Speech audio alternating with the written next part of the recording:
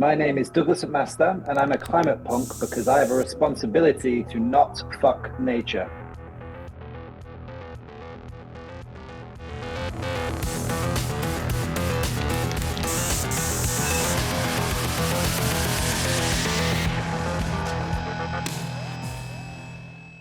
Hi, this is Climate Punk, and my name is Thomas Kolster, and I'm behind the microphone to find radical new answers to the climate emergency. And I'm really happy about having guest here in the studio today, Douglas McMaster, and he is the chef behind what is the world's first zero waste restaurant, the Silo. Douglas has also written a book called The Zero Waste Blueprint, a food system for the future. And he also got an exciting new cooking school teaching people zero waste, and we can talk about that as well. That's a lot of zeros for you there, but maybe that's the whole point. We need a reset. So welcome, Douglas, to this second episode of Climate Punk.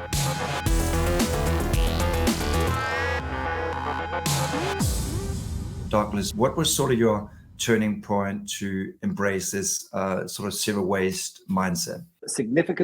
Most significantly, regarding the actual idea of zero waste, I have to give all credit to a brilliant artist named Joost Bakker, Jostbakker.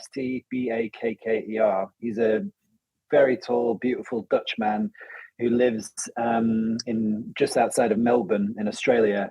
And he's many things: a designer, an architect, an artist, a third generation tulip grower and biodynamic farm enthusiast and soil enthusiast and nutritional nerd, and a genius, a true genius. And I was lucky enough to to meet him in 2011 in a very surreal scenario, which was a building that he had created made from waste materials. I happened to be there. I was working at one of the world's best restaurants, which was ironically one of the world's most wasteful restaurants. And so there's this kind of juxtaposition that was quite significant. And that was the moment when I guess the path, where I found traction to the path towards zero waste. But many other significant things happened before that that we hopefully I could share. But that was the significant, traction with zero waste. I love that, and I think this is something that I see in some of the other conversations we had with climate punks. This sort of strange turning point or awakening that is sort of the final push towards actually embracing a new way of living and a new way of working.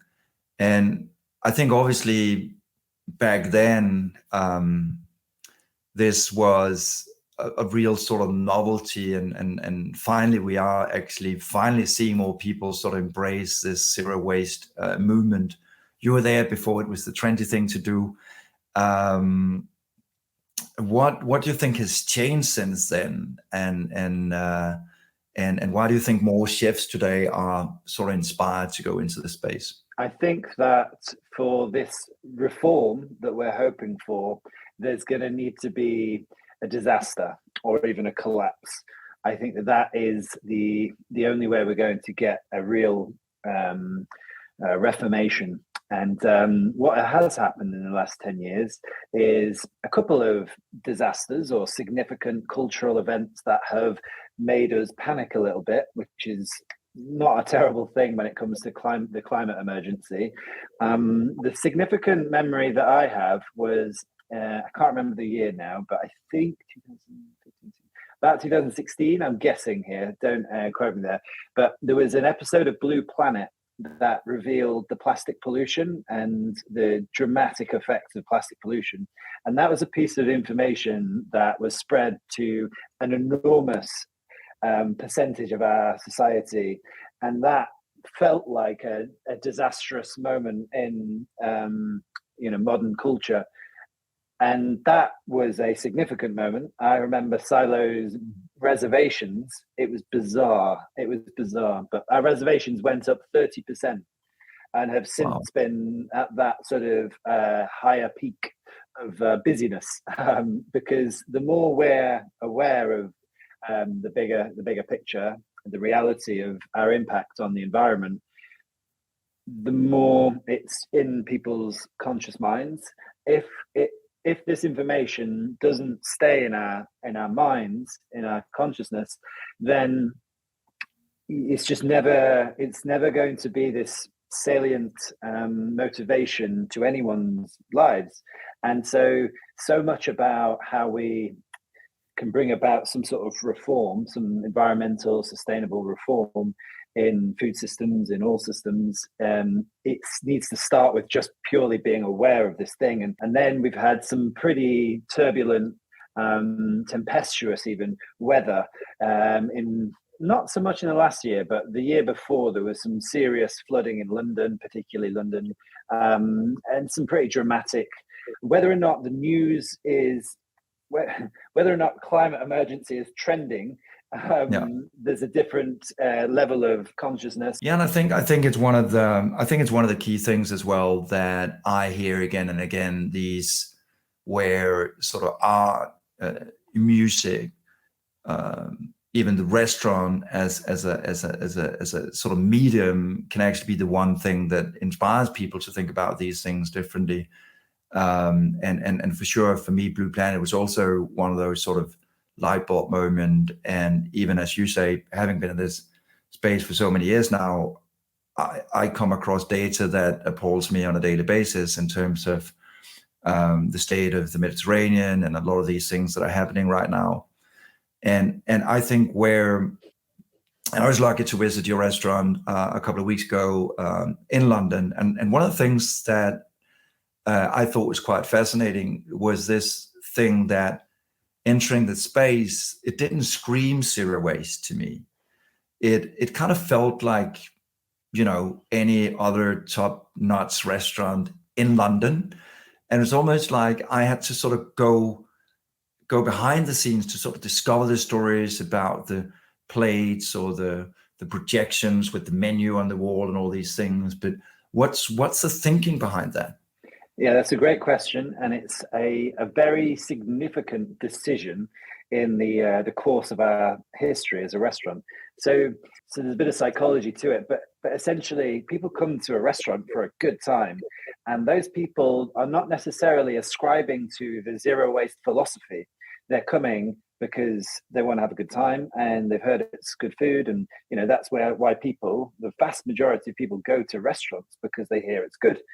And they want to have a nice time with their friends and their family.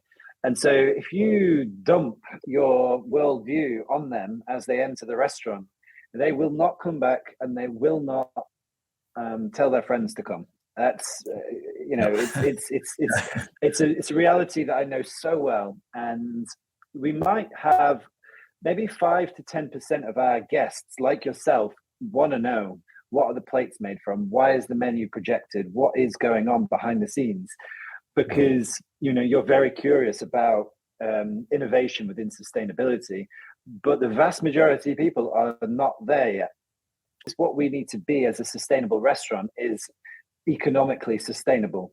And that means customers coming back, customers having an amazing time and telling their friends that it's amazing. So we have more guests come in, and the sustainability prospers economically to then prosper environmentally. Because if we fail economically, all of our environmental efforts count for nothing. But I think it really speaks to this idea that you also mention in your book about, a food system. This is not something that you and your other chefs and your colleagues can do at the silo alone. This is something that needs to be done in collaboration. And how do you see that change, and how do you see us creating that food system for the future? How do you make that snowball bigger and faster, because we need urgent action? Yeah. The punk in me wants to be absolutely frank and say that it's a system change that we need. There's no amount of paper straws or these little changes that people want tips for all the time. that's not going to solve the problem. It is a system change, and that's the last thing that everyone wants to hear. It's like Yeah. that's the dumping. That's Yeah. we're dumping an amount of emotional information on somebody that they can't process because it's too much. For me, for anyone, you can't dump that amount of stress on somebody that they don't understand how to deal with. And I get it, like system change, that is complicated. That is overwhelming for everyone, for you, for me. Yeah. But it is what will save the food industry, save the food system, save the soil nutrition and the biodiversity. It's a system change. We need regenerative farms to be dealing with a different model of middleman, and I'm speaking about different ways in which food is packaged and processed, different transportation, different supermarkets. Supermarkets are not super. A farmer's market is the real supermarket, and for us to get to that stage, it's going to take an actual disaster, a collapse, a disaster. I'm not sure what it's going to be, and part of me wants it to not happen, but part of me thinks it has to happen for us to give birth to a better food system. For me, that was one of the things that really inspired me about the sort of vision and what you've actually achieved with Silo, because you probably feel you're not even close to being where you want to be with that vision, but I think it still does show that this is in fact possible. And also, I think you talked about your early years in the business and working in this top-notch restaurant that was actually extremely wasteful. And I think in these times, with having gone through COVID, etc., I think that might also have made a lot of other people in this restaurant business and other chefs sort of embrace a less wasteful mindset. So because basically there's economic things to this as well. I mean, one thing is if you do it of moral reasons or because you actually want to do your part in terms of standing up to the climate emergency, but the economic part of this, and can you speak a little bit about that as well? Because sort of what's sort of the business case behind a zero waste restaurant? The case for Silo, and I can put it into very simple terms. A typical restaurant will have this pie chart, and it will say 30% of the restaurant's revenue ideally will be spent on rent or fixed costs, 30% will be spent on staff, and 30% will be on ingredients, wine, chocolate, whatever. And then 10% is profit. That's the kind of very rudimentary basic projection of a restaurant in the world.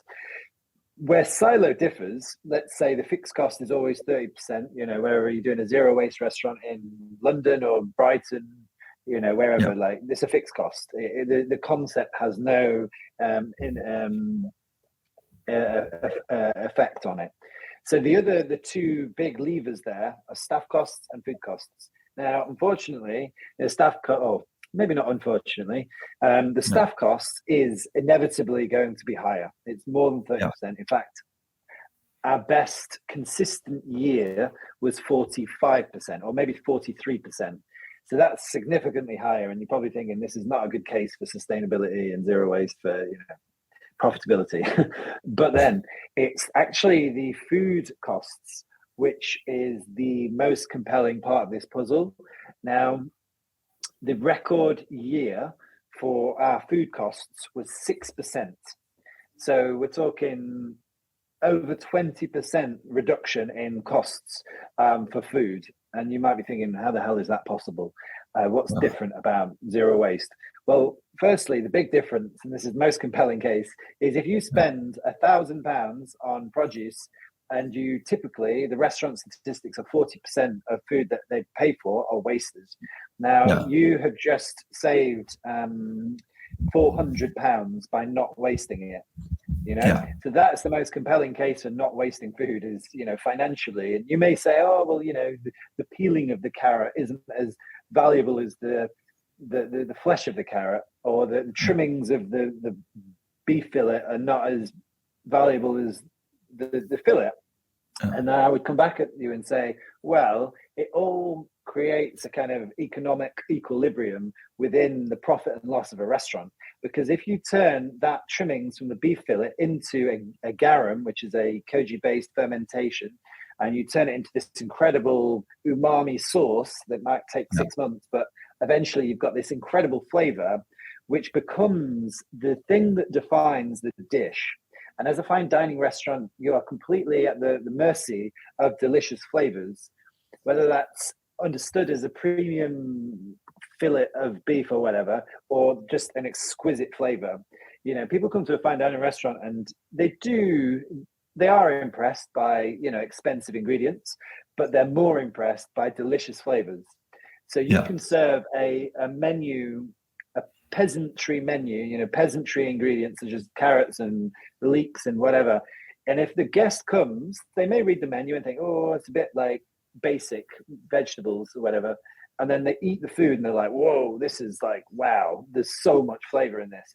And then those thoughts about, you know, maybe this restaurant's not good because it doesn't have caviar on the menu, they go away. That thought just disappears because they're like, wow, this is delicious. And this restaurant's beautiful, and so on.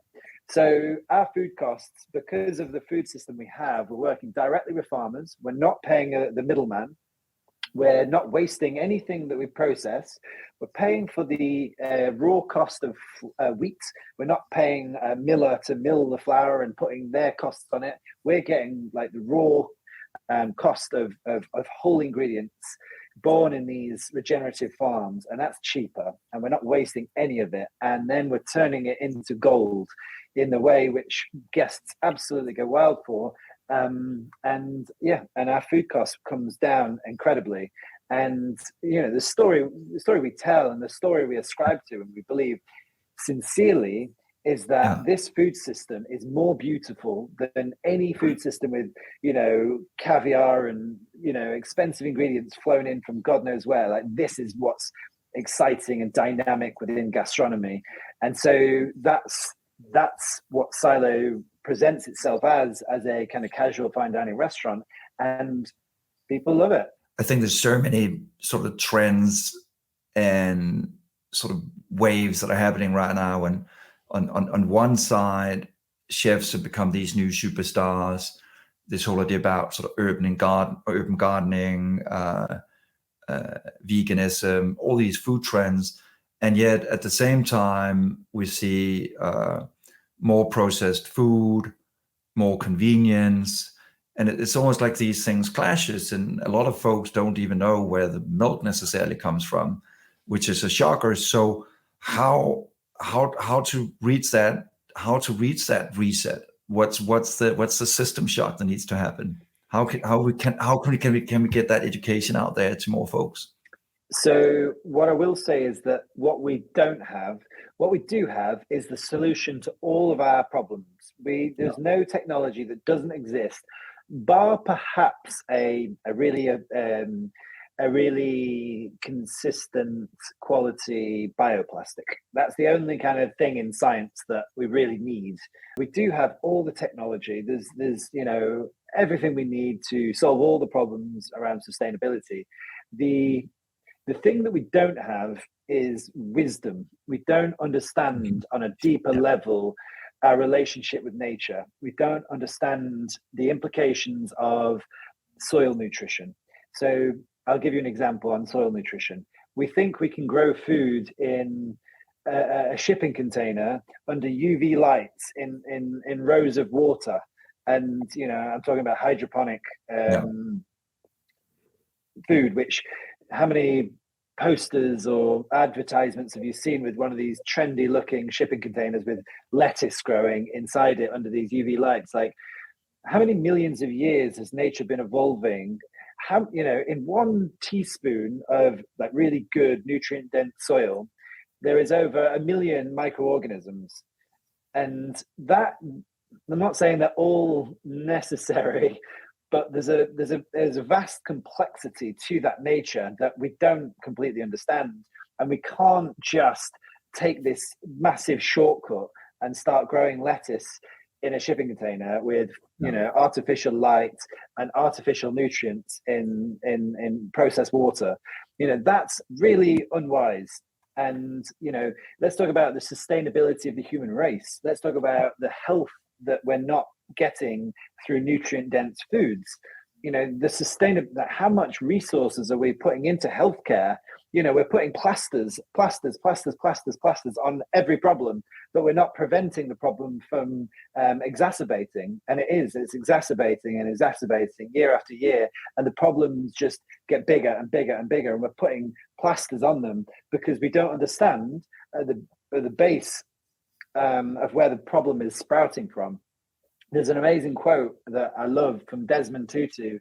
And he says, there comes a point where you have to stop pulling people out of the river and instead go upstream and find out why they're jumping in. Yeah. I just think that's such a brilliant comment on preventing a problem, and sometimes having to focus less on aiding the problem or the outcome to the problem and getting to the root of why the problem keeps manifesting. And within sustainability, we need a great wisdom, we need a great understanding. The people who are making these decisions, especially, the top-down change, the government, and whoever's making the rules, and these big, huge supermarkets, and these whatever, the control, the power, need to understand this delicate balance, this relationship with nature, and understand, if we keep farming in these big monocultures, we're going to have no nutrient dense soil. We've already lost a fifth of the topsoil nutrient, the healthy topsoil in the planet. And like the knock-on effect of that is going to be so significant, and we need to put a stop to that. We need to invest in soil health. We need to invest in biodiversity, and that's wisdom we don't have. And that's what we need desperately to invest in for the future. I think a really good and important rallying cry for, more regenerative agriculture, most definitely. And so in each episode we have a little theme, and this episode we wanted to zoom in on obviously what a lot of people are faced with right now, sort of an emerging potential economic downturn, and just the fact that people have less money between their hands, surging energy prices, all of these things. Yeah. And in so many aspects, when we talk about this sort of connection between economy and zero waste mindset, I think that could be something that's worth talking about, because by the end of the day, how can regular folks out there embrace this idea of zero waste, and how can we hopefully inspire them to see new possibilities? I know we have a new cooking school out there as well. So what can we learn from that? How can we inspire the regular folks who are watching here today to do something in their day-to-day lives? That leads very nicely onto the Zero Waste Cooking School. So this question was a perennial question. I heard this many times every year, and I had my restaurant, and it was doing its thing, and it was this radical system change that was great, but no one could really, other than coming to eat there, which was just a frivolous act, no one could actually do anything in terms of the instruction. The system change that we had created wasn't really accessible. And so this was an issue. This has always been an issue, and something that bugged me, as if to say that, Silo is, this holier than thou restaurant that existed. I wanted to prove that these ideas can be applied to the home. Yeah. So I started the Zero Waste Cooking School, and firstly wanted to find solutions for all of the challenges that people have at home regarding waste and sustainability, and farmers markets, and not going to supermarkets, ideally, mitigating waste where possible. It was less absolute than Silo. Silo is absolute in that we're fanatical about every single detail, whereas what I wanted the approach to be with the cooking school is to understand that people might want to give a bit of their attention to this idea, or a lot of their attention to this idea, and it was less absolute. It was more flexible in the way that maybe once a month you'll go to a farmer's market, or once a month you'll go to a bulk store, or I don't know, you're making these small changes as and when suits your lifestyle and your conditions, because not everyone is in a privileged condition where they can go to a farmer's market or a bulk store, or so on. And so, yeah, it's a kind of very adaptable series of information that is not absolute and is not too strict. And the cooking school is many things. It's a very young project. We've got a long way to go in terms of what I want to achieve with that. But essentially, it's to accelerate the movement to sustainability, to broaden the awareness of sustainability, and yeah, just to create a kind of a central community online that can share all good ideas, from gardening to shopping to farmers markets to cooking to maybe a few videos about silo. Got a long way to go. It's a tough market, the online content market. It may not succeed. That's okay. But the mission is to popularize sustainability, and within that, you mentioned the economics. One of the things that two episodes that I'm working on right now, just to give you an impression of how sensitive the people's finances are to this channel and what we're talking about. One is an episode which we've just called Winner Winner £1 Chicken Dinner. And a £1 chicken dinner might not sound that impressive, but what we're saying is that we can do a £1 chicken dinner, and it'll be creative and it'll be a great recipe, blah, blah, blah. But it's a chicken that comes from a regenerative farm.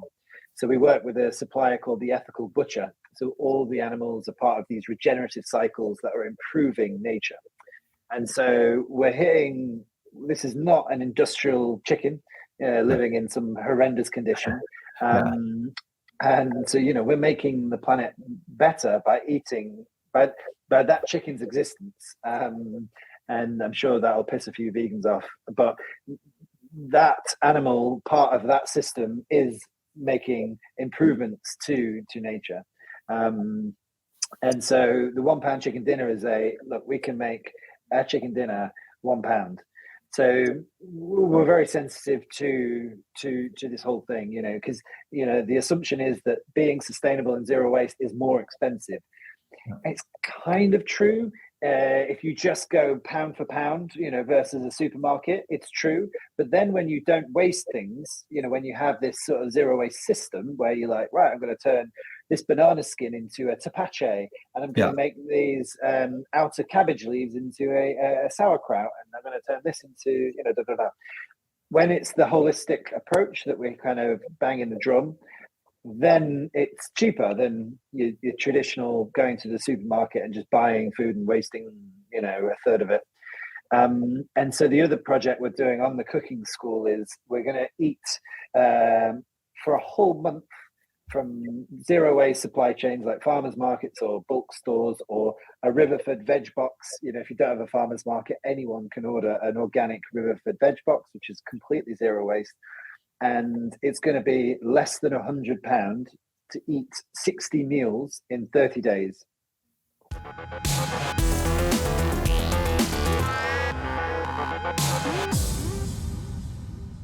Our little wrap-up session here is really about all of your questions out there. And thank you for all of you who actually submitted your questions to #AskClimatePunk. And we're just going to give you some quick questions here, Douglas. Most have been shared on Twitter. So let's just make the answers short if you can. So first one here is, in your book, you talk about waste being a human thing. Please explain. Yeah, that's an easy one. So no other species create waste. And I've said this before, and people say, of course they do. They poo and, blah, blah, blah. That's not waste. That's food. The species is part of a circle of life.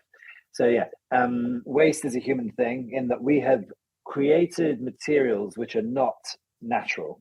And what I mean by natural is that everything's from nature. So you could argue everything's natural, but you synthesize natural things together to create something which is no longer natural. So it's like when you digest something, a piece of plastic, your body's like, what the hell is this? And it just spits it out. Nature's the same. Nature is the same digestive system. We've created materials which are just not natural, and nature doesn't recognize that. Good answer there. No, there isn't a lot of monkeys running around putting sort of bananas down to the little jungle bin. Maybe you already answered this one, but let's try anyway. Do you have a favorite chef, someone you look up to? Magnus is an incredible inspiration in various ways. Somebody that I'm about to work with next week. We're doing an invasive species dinner, and it's where we cook all the invasive species in the UK, such as American signal crayfish and Japanese knotweed. In terms of this balance of sustainability, these invasive species really tip the balance in a bad direction, because like grey squirrels decimate our trees and the native red squirrels, and they're really bad for the environment. And venison don't have a natural predator, and so they reproduce so quickly that destroys habitats, and those habitats affect the bird populations, etc. But yeah, Matt Orlando is the chef cooking this dinner with me, and it's a really exciting, creative one. It's going to be really radical, and he's the god of sustainable cooking, no question. The last one is from someone who's starting out with being very honest. I'm not very creative in the kitchen. Do you have good advice for me? I don't think force it. I think if that doesn't come naturally, you know, I don't know if people are born with more creativity or brute creativity. My dad was an artist, so I was nurtured in this creative environment where I was nurtured to think about this information. I was thinking about art, and then I was thinking about science, and then I was thinking about, you know, something else in my current life. And I was like, oh, I could mix these things together, and I had that confidence to link information in a way which was unique and original. And that's what creativity is. It's just linking information together and having the confidence to say, oh, I think this makes sense, and then you try it. Most times it doesn't make sense. It's my experience, maybe 9 times out of 10, but once out of 10 you discover gold, and you're like, wow. And people remember the gold. They don't remember how many times you failed. Thank you so much, Douglas, for sharing your wisdom. And I hope that you'll keep fighting. And for all of the rest of you, don't forget to be the best climate punk you can be. Do follow us on social. Follow Douglas on social. And again, next episode coming up soon of Climate Punk. Don't let that go to waste. But thank you so much, Douglas. Thank you. It's a pleasure. Absolute pleasure. And thank you, everybody, for watching this.